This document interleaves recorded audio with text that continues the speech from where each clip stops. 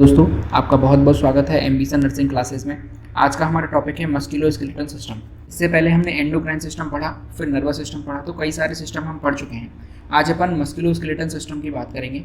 तो ये जो मस्कुलोस्केलेटल सिस्टम है ये काफ़ी लेंदी है, ठीक है। हमारी बॉडी कई प्रकार के सिस्टमों से मिलकर बनी है, उनमें से ये एक अलग सिस्टम बन के आता है। देखिए, जो मस्कुलोस्केलेटल सिस्टम की हम बात करते हैं ये दो डिफरेंट सिस्टम से मिलकर बनता है। वो कौन कौन से हैं? पहले नंबर पर आता है स्केलेटल सिस्टम, दूसरे नंबर पर आता है मस्कुलर सिस्टम। यदि हम इसके नाम को ही डिटेल में पढ़ें तो ये दो पार्ट्स में ऑटोमेटिक टूट जाता है। मस्कुलो जो शब्द है वो बना है मस्कुलर से, और दूसरा स्केलेटल है वो बना है स्केलेटन सिस्टम से। तो इसी तरीके से दो डिफरेंट सिस्टम हो गए, स्केलेटन सिस्टम और मस्कुलर सिस्टम, ठीक है। दोनों से मिलकर मस्कुलो स्केलेटन सिस्टम बन जाता है। अब देखिए, हम जो वीडियो बना रहे हैं ये वीडियो दो पार्ट्स में डिवाइड होगी। आज की वीडियो में हम सिर्फ स्केलेटन सिस्टम की बात करेंगे, और नेक्स्ट वीडियो में अपन मस्कुलर सिस्टम की बात करेंगे कि मसल्स कितने प्रकार की होती हैं और कैसे वो काम करती हैं, ठीक है। चलिए, आज हम स्केलेटन सिस्टम की बात करते हैं। सबसे पहले जब अपन किसी सिस्टम की बात करते हैं तो हम वहाँ देखते हैं कि कई सारी चीज़ों से मिलकर कोई सिस्टम का निर्माण होता है। इसी तरीके से हम यहाँ देखेंगे कि स्केलेटन सिस्टम के कौन कौन से पार्ट्स हैं या फिर किन चीज़ों से मिलकर ये सिस्टम बना हुआ है। तो सबसे मेन यूनिट आती है स्केलेटन सिस्टम की, वो है बोन, जिसे अपन स्केलेटन भी कहते हैं, ठीक है। बोन्स कई सारी आपको ये जो व्हाइट कलर की दिखाई दे रही हैं ये बोन्स ही हैं, इनसे मिलकर ये बना हुआ है। अब दो बोन्स जहाँ आकर जुड़ जाएंगे उसे अपन जॉइंट्स कहेंगे, ठीक है। उसके बाद कार्टिलेज होती हैं, वो बोन से लचीली होती हैं थोड़ी सी, ठीक है। बोन्स का छोटा पार्ट ही कहलाता है कार्टिलेज। उसके बाद आते हैं अपन लिगामेंट पे। तो लिगामेंट होता है जब बोन किसी पॉइंट पर आकर जुड़ती हैं तो वो लिगामेंट्स के थ्रू जुड़ती हैं, ठीक है।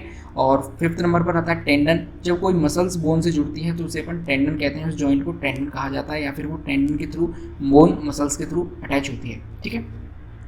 आगे अपन बढ़ते हैं। जब अपन स्केलेटन सिस्टम को पढ़ते हैं तो इसे दो भागों में डिवाइड करते हैं। पहले एक्सियल स्केलेटन हमें पढ़ना होता है, फिर एपेंडिकुलर स्केलेटन अपन पढ़ना होता है, जिसके अंदर हमें लिम्स और गिडल्स पढ़ने होते हैं। देखिए, सबसे पहले हम बोन्स के फंक्शंस जान लेते हैं, क्योंकि हम जो मेन यूनिट की बात कर रहे हैं स्केलेटन सिस्टम में बोन्स की, तो उसके थोड़े से फंक्शंस हमें पता लग जाए तो काफ़ी आसान हो जाएगा हमें समझना। सबसे पहला फंक्शन होता है किसी भी बोन का सपोर्ट देना बॉडी को। यदि हम अपने बॉडी से स्केलेटन सिस्टम को निकाल देंगे तो हमारी बॉडी सिर्फ एक मांस का हम कहें खाल का एक टुकड़ा रह जाएगी, ठीक है। तो वो किसी भी काम की नहीं है, तो उसको सपोर्ट देने का काम कौन कर रहा है? स्केलेटन सिस्टम हमारी बॉडी के अंदर कर रहा है। उसके अलावा हमारी बॉडी के अंदर कई सारे सॉफ्ट ऑर्गन्स हैं, जैसे हार्ट्स हो गया, लीवर हो गया, छोटी आंत हो गई, ठीक है। ये सारे सॉफ्ट ऑर्गन्स हैं, किडनीज, तो इन सब का प्रोटेक्शन करने का काम भी कौन करता है? स्केलेटन सिस्टम इन सबको प्रोटेक्ट कराता है, क्योंकि जो बोन है वो काफ़ी हार्ड ऑर्गन है। तीसरे नंबर पर बात करें movement due to attach skeletal muscle, यानी कि जो मसल्स हैं वो बोन से अटैच हो जाती हैं, जिससे हम मूवमेंट कर सकते हैं। यदि हमारी बॉडी के अंदर स्केलेटन या फिर बोन्स नहीं होंगी तो फिर हम कहीं भी मूवमेंट नहीं कर पाएंगे। एक समझ लीजिए, आप किसी भी अनाज की बोरी पड़ी हुई है कहीं पर, इसी तरीके से हमारी खाल पड़ी रहेगी, हम कहीं भी मूवमेंट नहीं कर पाएंगे। अगला पॉइंट है storage of minerals and fat. हमारी जो बोन्स हैं उनके अंदर मिनरल्स और फैट्स का स्टोरेज भी होता है, ठीक है। उसके बाद आता है ब्लड सेल फॉर्मेशन। जो हमारी आरबीसी होती हैं उनका फॉर्मेशन कहाँ होता है? बोन मेरो के अंदर होता है, ठीक है। और बोन मेरो कहाँ पाई जाती है? बोन के अंदर पाई जाती है। तो ये कुछ फंक्शंस थे बोन के, ठीक है। कभी हम आगे जब बोन को डिटेल में पढ़ेंगे तो वहाँ पर हम बहुत सारी चीज़ें और भी पढ़ेंगे इसके बारे में, लेकिन फिलहाल हम स्केलेटन सिस्टम के अंदर इसे पढ़ रहे हैं, तो इतनी सी इन्फॉर्मेशन काफ़ी है हमारे लिए। आगे हम देखते हैं तो हमारी बॉडी टोटल 206 बोन से मिलकर बनी होती है, ठीक है। लेकिन जब कोई न्यू बॉर्न बेबी होता है तो वहाँ पर ये इसका जो नंबर है वो 300 के समथिंग होता है, ठीक है। लेकिन जब वो बड़ा होता जाता है, उसका विकास होता जाता है, डेवलपमेंट होता जाता है, तो ये जो बोन्स हैं आपस में कनेक्टेड होती जाती है, और कनेक्ट होते होते ये 206 पर आकर रुक जाती हैं। तो किसी भी एडल्ट के अंदर ये नंबर 206 हो जाता है, ठीक है। सबसे पहले अपन खोपड़ी की बात करें, स्कल की बात करते हैं तो 22 होती हैं उसके अंदर बोन्स। उसके बाद हमारी रीढ़ की हड्डी यानी मेरुदंड की बात करें उसमें 33 होती हैं बोन्स। उसके अलावा हम शोल्डर, ग्रिडल्स या फिर अपर लिम्ब की बात करें तो 64 इन नंबर्स होती हैं बोन्स। उसके अलावा जब हम लोअर लिम्स या फिर पैर की हड्डियों की बात करें और पेल्विक गिडल की बात करें तो 62। इसी तरीके से अपन अपने बक्ष गुहा की बात करें या फिर थोरेसिक कैविटी की बात करें तो वहाँ पर 25 बोन्स पाई जाती हैं। इस तरीके से 206 हड्डियाँ हमारी टोटल बॉडी के अंदर हो जाती हैं। एक चीज़ मैं आपको यहाँ पर बता दूं कि आगे जब आप पढ़ेंगे तो 206 की हड्डियों को मैं आपको ऐसे गिनवा दूंगा बिल्कुल टिप्स पे, ठीक है। आज के बाद आप कभी भी मतलब बोन्स को लेकर कंफ्यूज नहीं होंगे, ठीक है। चलिए, सबसे पहले हम एपेंडिकुलर स्केलेटन की बात करते हैं, क्योंकि एपेंडिकुलर स्केलेटन के अंदर जो संख्या है वो 126 है। 126 एपेंडिकुलर स्केलेटन के अंदर आती हैं। इसके अलावा एक्सियल के अंदर आती हैं 80, ठीक है। तो 80 को हम बाद में पढ़ेंगे जब एक्सियल को पढ़ेंगे, फिलहाल हम एपेंडिकुलर के अंदर पढ़ते हैं 126, क्योंकि अगर 126 को हमने एक बार फ्री कर लिया तो 80s को हम आसानी से कवर कर पाएंगे। एपेंडिकुलर स्केलेटन के अंदर देखिए क्या क्या चीज़ें आती हैं, आपके लिम्स आते हैं, अपर लिम्स और लोअर लिम्स। हैंड को बोला जाता है अपर लिम और पैर को बोला जाता है लोअर लिम्स। इसके अलावा शोल्डर ग्रिडल्स होते हैं जिसे अपन पेक्टोरल ग्रिडल्स बोलते हैं, ठीक है। इसके अलावा कोलर बोन होती है इसके अंदर, और यहाँ पर एक पेल्विक ग्रिडल्स भी इसके अंदर काउंट होते हैं।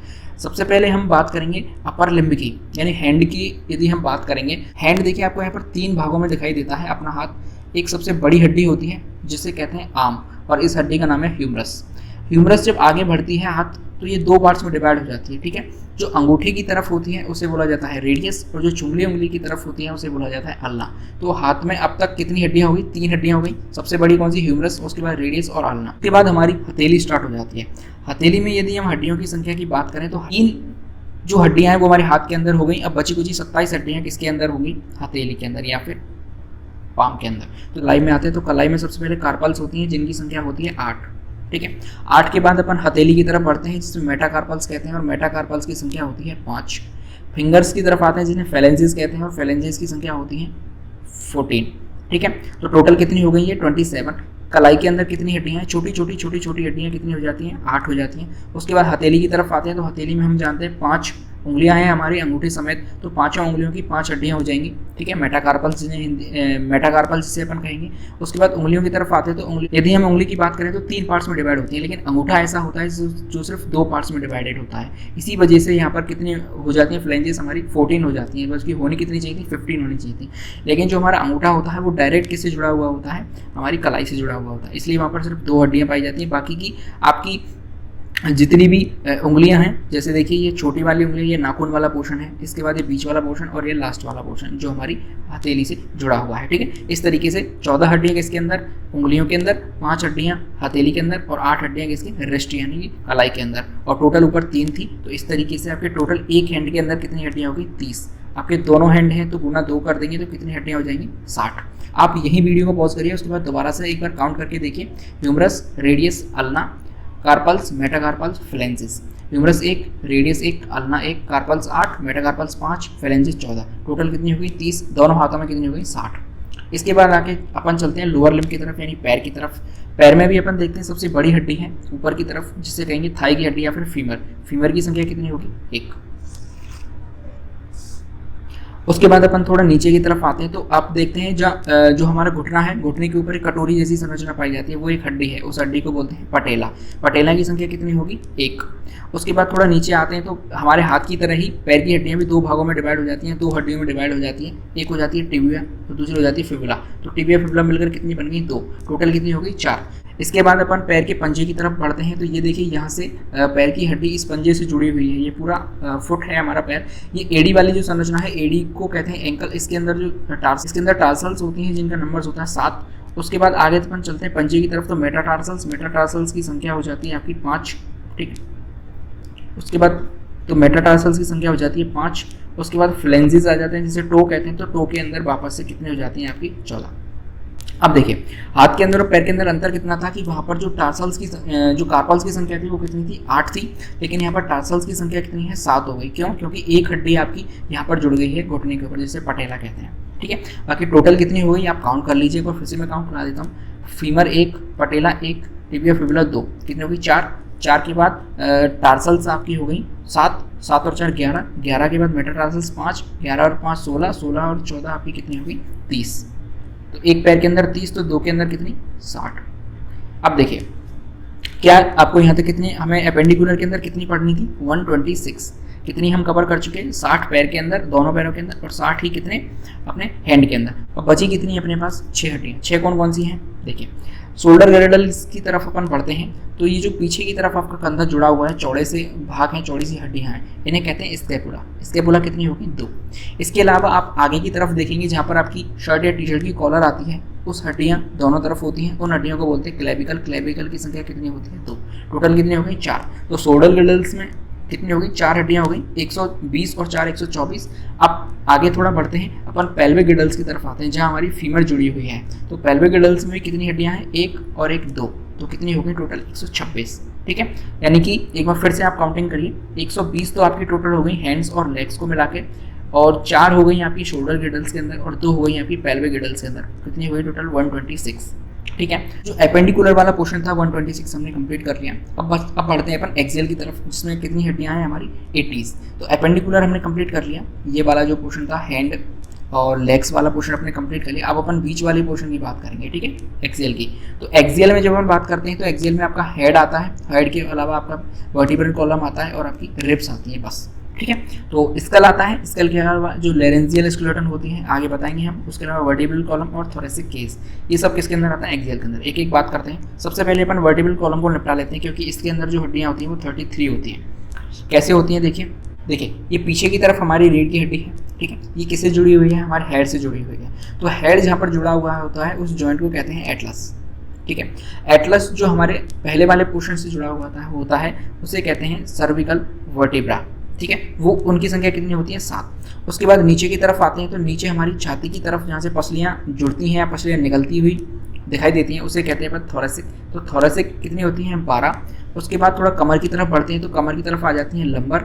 उसके बाद थोड़ा नीचे आते हैं तो एक आ जाती है आपकी सैक्रम, उसके बाद कॉकेक्स। तो सैक्रम और कॉकेक्स क्या होता है? एक्चुअली ये फ्यूज्ड होती हैं। ठीक है, 5 और 4 जब आपका चाइल्ड होता है तो उसमें ये सैक्रम और कॉकेक्स हैं ये खुली खुली अवस्था में होती हैं। तो सैक्रम की जो संख्या होती है वो 5 होती है, कॉकेक्स की जो संख्या होती है 4 होती है। लेकिन जैसे ही वो एडल्ट में कन्वर्ट हो जाता है तो ये 4 और 5 आपस में फ्यूज्ड हो जाती हैं और एक सैक्रम बन जाती है, एक कॉकेक्स बन जाती है। इस तरीके से टोटल वर्टिब्रल कॉलम में कितनी हड्डियाँ हो गई आपकी? 33।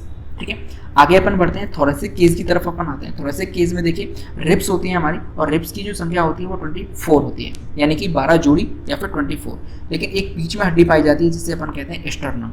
स्टर्नम क्या करता है? जहाँ से ये निकली है पीछे की तरफ से और आगे की तरफ भी उनका जुड़ना जरूरी है। यदि पीछे से पसलियाँ निकल के आ रही हैं और आगे की तरफ ये नहीं जुड़ेंगी तो फिर प्रॉब्लम होगी हमारी। लेकिन बीच में भी एक आप ये समझ लीजिए एक चीज़ लगा के या फिर एक पट्टी लगा के उसको वेल्डिंग कर दिया गया है नेचर के द्वारा। ठीक है, तो 12 जो हड्डियाँ 12 जो पसलियाँ निकली हुई होती हैं वो यहाँ पर आकर जुड़ जाती हैं। लेकिन कुछ पसलियाँ ऐसी होती हैं जो पूरी कंप्लीट नहीं बन पाती, वो खुली हुई अवस्था में रहती हैं या फिर तैरती रहती हैं, इसलिए इन्हें फॉल्स रिब या फिर फ्लोटिंग रिब्स कहा जाता है। तो रिब्स कितनी हो गई? 24, और एक हो गया आपका स्टर्नम, तो ये कितनी हो गई आपकी? 25। और वर्टिब्रल कॉलम में कितनी थी आपकी? 26। ठीक है, क्योंकि एडल्ट की हम बात कर रहे हैं यहाँ पर तो 26 हो जाएंगी वो। ठीक है, तो 25 और 26 कितने हो जाएंगे आपके? 51 ये हो गई आपकी हड्डियाँ। जब अपन स्कल की तरफ बढ़ते हैं तो स्कल में आपकी क्रेनियल बोन्स आ जाती हैं, उसके अलावा फेशियल बोन्स आ जाती हैं। ठीक है, तो जो स्कल है, स्कल के 2 पार्ट्स हैं। ठीक है, स्कल में टोटल जो हड्डियाँ होती हैं वो 22 होती हैं। 22 में से 8 जो हड्डियाँ होती हैं वो क्रेनियल होती हैं, यानी कि जिसे क्रेनियम कहते हैं अपन, एक बॉक्स होता है जिसके अंदर हमारा ब्रेन सेफ रखा है। ठीक है, तो क्रेनियम में कितनी हड्डियाँ होती हैं? 8। उसके अलावा फेशियल बोन की तरफ अपन बढ़ते हैं तो फेशियल बोन में कितनी होती है? 14। तो 14 और 8 कितने हो गए टोटल? 22। तो स्कल के अंदर कितनी हड्डियाँ हो गई हमारी? 22। इसके अलावा अपन आगे बढ़ते हैं, ईयर्स की तो अपन काउंट करते हैं तो ईयर के अंदर कितनी होती है? 3 और 3 कितने हो गए? क्योंकि दोनों कान हैं, टोटल हो गए 6। तो पीछे कितने थे अपने? 22 और 6 यहाँ पर जुड़े, तो अब तक कितनी हो गई अपने पास? 28। आगे अपन बढ़ते हैं, एक लेरेंजियल स्केलेटन कहते हैं जिसे हायोड बोन कहते हैं, जो जबड़े से नीचे की तरफ पाई जाती है। जब फांसी वगैरह लगाई जाती है तो ये हड्डी यहाँ से टूट जाती है। तो पीछे तक कितनी हो गई थी आपकी? 28 और एक कितनी हो गई आपकी? 29। तो 29 हड्डियाँ किसके अंदर हो गई? आपकी हेड के अंदर। तो टोटल अब एक बार फिर से काउंट कर लेते हैं। देखिए एपेंडिकुलर की हम बात करते हैं, एपेंडिकुलर में जो हड्डियाँ थी वो 126 थी। कैसे कैसे हमने इसे डिवाइड किया? 126 में देखिए 60 हड्डी हो गई आपकी हाथ की, दोनों हाथों की, 60 हो गई आपकी पैरों की। ठीक है, दोनों पैरों की। उसके अलावा 4 हड्डियाँ थी हमारी पेक्टोरल ग्रिडल्स के अंदर, 2 पेक्टोरल थी, 2 क्लेविकल थी, और 2 हड्डियाँ हो गई आपकी कौन सी? पेल्विक ग्रिडल्स के अंदर। तो टोटल कितनी हो गई है? 126। ठीक है, आगे अपन बढ़ते हैं, एक्सियल की बात करते हैं। तो एक्सियल में कितनी थी? टोटल 80 हड्डियाँ थी। 80 में से आपकी 26 तो हो गई किसके अंदर? वर्टिब्रल कॉलम के अंदर, और 24 रिब्स और एक आपकी स्टर्नम, 25 हो गई आपकी थोरेसिक कैविटी के अंदर। उसके बाद हेड की तरफ आते तो 29 हो गई आपकी हेड के अंदर। इसको आप काउंट कर लीजिए, ये कितनी बनेगी आपकी? 80 हड्डियाँ यहाँ पर बन जाएंगी। टोटल आपकी कितनी हड्डियाँ हो गई यहाँ पर? आप काउंट कर लीजिएगा, 206 हड्डियाँ आपकी टोटल हो गई हैं। आप वीडियो को फिर से रिवाइज करिएगा, आपको सब चीज़ क्लियर हो जाएगी एक ही बार। ठीक है, चलिए आगे अपन बढ़ते हैं। अब देखते हैं अपन जॉइंट्स की तरफ अपन बढ़ते हैं। क्योंकि ये भी काफ़ी इंपॉर्टेंट चीज़ है और यहीं पर हमें थोड़ी सी समझने की चीज़ आ जाती है। तो आपको स्केलेटन सिस्टम कंप्लीट समझ में आ गया होगा। अब अपन जॉइंट्स की तरफ अपन आते हैं। तो जॉइंट्स देखिए क्या होता है, जहाँ पर दो बोन्स आकर जुड़ती हैं उसे अपन जॉइंट कहते हैं। जैसे कि ये पैर का जॉइंट है, ठीक है, दोनों हड्डियाँ आपस में, 3 हड्डियाँ एक्चुअली यहाँ पर आकर जुड़ रही हैं आपस में, घुटने पर आकर जुड़ती हैं। अब देखिए जॉइंट्स हमारी बॉडी के अंदर 3 प्रकार के जॉइंट्स पाए जाते हैं, जैसे फाइब्रस जॉइंट्स, दूसरे कार्टिलेजिनस जॉइंट्स और तीसरे होते हैं साइनोवियल जॉइंट्स। फाइब्रस जो जॉइंट्स होते हैं उनमें नो मूवमेंट होता है, यानी ये मूवमेंट नहीं कर सकते। जैसे कि आपकी खोपड़ी के अंदर यानी कपाल के अंदर, स्कल के अंदर जो जॉइंट्स पाए जाते हैं वो मूवमेंट नहीं करेंगे। और ये फाइब्रस होते हैं, यानी कि तंतु नुमा इनके जॉइंट्स होते हैं आपस में। क्योंकि अगर यहाँ से आप एक चीज़ सोचिए, अगर ये मूवमेंट करने लग गए तो खोपड़ी हमारी खुल सकती है, इसलिए यहाँ पर मूवमेंट नहीं पाया जाता है। दूसरे होते हैं कार्टिलेजिनस, जिसे सम मूवमेंट कहते हैं, यानी कि छोटा मोटा मूवमेंट हो जाता है। जैसे कि आपकी वर्टिब्रल कॉलम की हम बात करते हैं तो एक हड्डी होती है, फिर एक कार्टिलेज होता है, फिर एक हड्डी होती है, फिर नीचे एक कार्टिलेज होता है। तो यहाँ पर स्लाइटली मूवमेंट हो जाता है थोड़ा बहुत, जैसे हम आगे झुकते हैं पीछे की तरफ जाते हैं तो स्लाइटली मूवमेंट इसे अपन कह सकते हैं। दूसरा होता है साइनोवियल जॉइंट, जिसे फुल मूवमेंट जहाँ पर होता है, कंप्लीटली मूवमेंट, हम हाथ को पूरी तरीके से चारों तरफ घुमा सकते हैं, गर्दन को घुमा सकते हैं, पैरों को चारों तरफ घुमा सकते हैं, तो वो साइनोवियल जॉइंट होते हैं। एक को हम डिटेल में बात करेंगे। देखिए सबसे पहले अपन फाइब्रस की बात करते हैं, जैसे इमूवेबल जॉइंट भी कहते हैं। इमूवेबल जॉइंट्स किसी भी मूवमेंट को अलाउ नहीं करता है। और यहाँ पर कौन कौन सी जॉइंट्स आपके, कौन कौन सी बोन्स आकर जुड़ती हैं, जैसे कि स्कल की और पेल्विस की बोन्स आकर फाइब्रस जॉइंट्स के थ्रू जुड़ती हैं। दूसरे कार्टिलेजिनस, जिसे स्लाइटली मूवेबल कहते हैं, यानी थोड़ा बहुत मूवमेंट हो जाता है। यहाँ पर कार्टिलेज की थ्रू बोन्स आपस में जुड़ी हुई होती हैं। जैसा मैंने आपको बताया कि वर्टिब्रल कॉलम में एक बोन होगी, फिर एक कार्टिलेज होगा, फिर एक बोन होगी, फिर एक कार्टिलेज होगा, और यहाँ पर ये थोड़ा बहुत लिटिल मूवमेंट कर सकते हैं, जैसे कि स्पाइन या फिर पसली की हड्डियाँ। आप इधर उधर मुड़ते हैं थोड़ा सा तो आपकी पसलियाँ स्लाइटली मूवमेंट कर जाती हैं, ठीक है। तीसरी होती है साइनोवियल, जिसे फ्रीली मूवेबल कहते हैं, यानी कि आसानी से फ्री मूव कर सकते हैं। जैसे कि synovial joints allow much more movement than cartilaginous joint, ठीक है। और जो साइनोवियल जो जॉइंट्स होता है इनमें कैविटी पाई जाती है, और कैविटी में एक फ्लूइड बना रहता है जिसे साइनोवियल फ्लूइड कहते हैं, जो ग्रीस या फिर चिकनाई का काम करता है, ठीक है। लुब्रिकेशन का काम करता है, जो बोन को आपस में जब रगड़ती हैं बोन्स, जब आप एक चीज़ सोचिए, जब कोई चीज़ फ्रीली मूव कर रही है, दो हड्डियाँ किसी जगह पर आकर जुड़ रही हैं तो वो फ्रीली मूव कर रही हैं तो वो घिसेंगी आपस में, ठीक है। तो वहाँ पर लुब्रिकेशन का काम कौन करेगा, वो साइनोवियल फ्लूइड करेगा, और आपस में जो बोन्स टकरा रही हैं उनसे एक दूसरे से प्रोटेक्शन भी करेगा, कौन करेगा, वो साइनोवियल फ्लूइड ही करेगा, ठीक है। आगे अपन बढ़ते हैं। तो आपके साइनोवियल जो जॉइंट्स है उसके कई सारे टाइप्स हैं, टोटल 6 टाइप हैं। सबसे पहले अपन पाइवोइड जॉइंट्स की बात करते हैं। तो पाइवोइड जॉइंट्स को हिंदी में बोला जाता है खूंटी संधि। खूंटी संधि कैसे, जब आप किसी दीवार में खूंटी को गाड़ देते हैं, उसके बाद थोड़ा सा उसे हिलाइए, हिलाने के बाद आप देखते हैं वो चारों तरफ हिल जाती है, और फिर उसे बाहर निकालने की कोशिश करते हैं, थोड़ी सी बाहर आती है लेकिन वो कहीं पर जाकर अटक जाती है। इसी तरीके की जॉइंट को कहते हैं पाइवोइड जॉइंट, ठीक है। और ये किस में पाया जाता है, ये गर्दन के अंदर पाया जाता है। आप देखिए जो आपकी गर्दन है वो इधर भी घूम जाती है, इधर भी घूम जाती है, आगे पीछे सब तरफ घूम जाती है, और थोड़ा सा ऊपर भी आप इसे निकाल सकते हैं, लेकिन कंप्लीटली ये बाहर नहीं निकल के आएगा, ठीक है। तो पाइवोइड जॉइंट के अंदर ये हो जाता है। दूसरा आता है आपका हिंज जॉइंट, जिसे अपन कहते हैं कब्जा संधि। कब्जा का मतलब क्या होता है कि ये कब्जा आपने देखा होगा, गेट के अंदर जो कब्जा लगा हुआ होता है तो गेट एक तरफ ही खुलता है, या तो वो बाहर की तरफ खुलेगा या अंदर की तरफ खुलेगा, इसलिए कई गेटों में लिखा होता है पुल या पुश, ठीक है। तो अगर आपने पुल लिख रहा है उसे पुश कर दिया तो कब्जा वहाँ से उखड़ सकता है।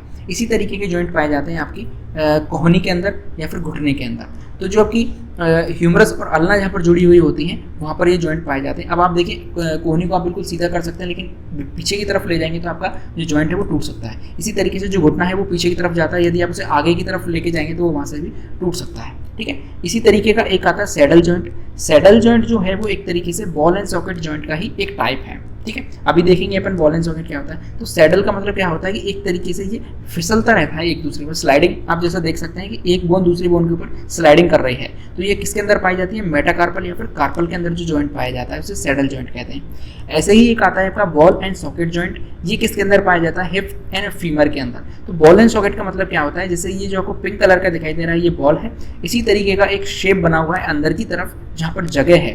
तो एक तरीके से आप ये समझिए सॉकेट के अंदर बॉल फिट हो जाती है और वो फ्रीली मूव कर सकती है, 360 डिग्री पे जाके वो मूव कर सकती है। तो बॉल एंड सॉकेट जॉइंट जैसे कि हिप के अंदर और फीमर में, हिप के अंदर फीमर जो हड्डी है वो बॉल का काम कर रही है, और जो हिप के अंदर है वो सॉकेट बना हुआ है, वहाँ पर जाकर वो फिट है और वो 360 डिग्री पे मूवमेंट कर सकती है।